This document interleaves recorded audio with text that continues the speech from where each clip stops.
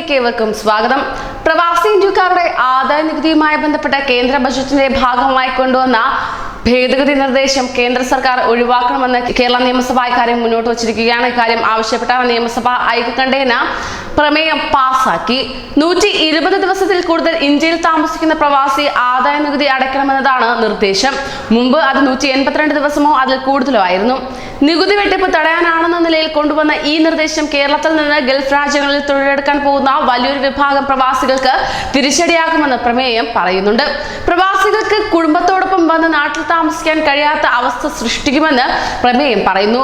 മന്ത്രി EP ജയരാജനാണ് പ്രമേയം അവതരിപ്പിച്ചത്. കേന്ദ്ര ബജറ്റിനെ ചൊല്ലി പ്രവാസികൾക്കിടയിൽ ആശങ്കയേറി വരികയാണ്.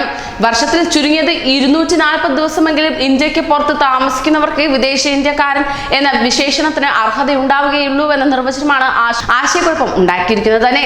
അതേസമയം വിദേശ ഇന്ത്യക്കാർക്ക് നികുതി ചുമത്താനുള്ള ബജറ്റ് നിർദ്ദേശം സാധാരണക്കാരായ പ്രവാസികളെ ബാധിക്കില്ല താനും. വിദേശ ഇന്ത്യക്കാരനായി പരിഗണിക്കപ്പെടുകയും നികുതി ഇളവ് ലഭിക്കുകയും ചെയ്യണം. 240 ദിവസം രാജ്യത്തിന് പുറത്ത് താമസിച്ചിരിക്കണമെന്ന പുതിയ നിർവചനമാണ് ഗൾഫ് പ്രവാസികളിൽ ആശങ്കയുണ്ടാക്കുന്നത്. സാധാരണ തൊഴിലാളികളെ ബാധിക്കില്ലെങ്കിലും വിദേശത്തും നാട്ടിലുമായി ബിസിനസ് നടത്തുന്ന ഒട്ടേറെ പ്രവാസികൾക്ക് തിരിച്ചടിയാവുന്നതായിരിക്കും. അതുപോലെ തന്നെയാണ് ഗൾഫിലെ കപ്പലുകളിലും എണ്ണപ്പാടങ്ങളിലും ജോലി ചെയ്യുന്നവരുടെ കാര്യവും.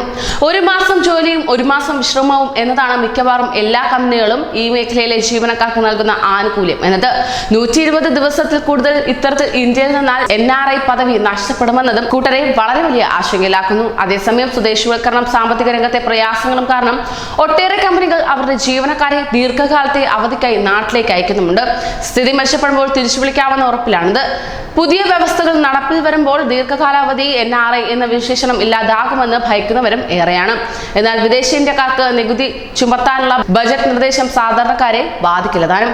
നിലവിൽ പ്രവാസികൾ നാട്ടിൽ നടത്തുന്ന സംരംഭങ്ങളിലൂടെ നേടുന്ന വരുമാനത്തിന് നികുതി അടയ്ക്കുന്നുണ്ട്.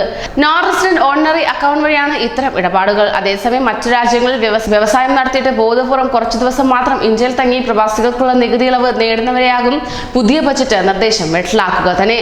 ഇതിനെതിരെയാണ് കേരള നിയമസഭ രംഗത്തെത്തിയിരിക്കുന്നത്. എന്തായാലും ഇന്ത്യൻ പ്രവാസികൾക്കാകമാനം കേരളം മുന്നിട്ടിറങ്ങുന്നു, അതായത് കേരളം ശബ്ദിക്കുന്നു എന്ന് തന്നെ പറയാം. കൂടുതൽ പ്രവാസി വാർത്തകൾക്കായി ഈ ചാനൽ സബ്സ്ക്രൈബ് ചെയ്യൂ.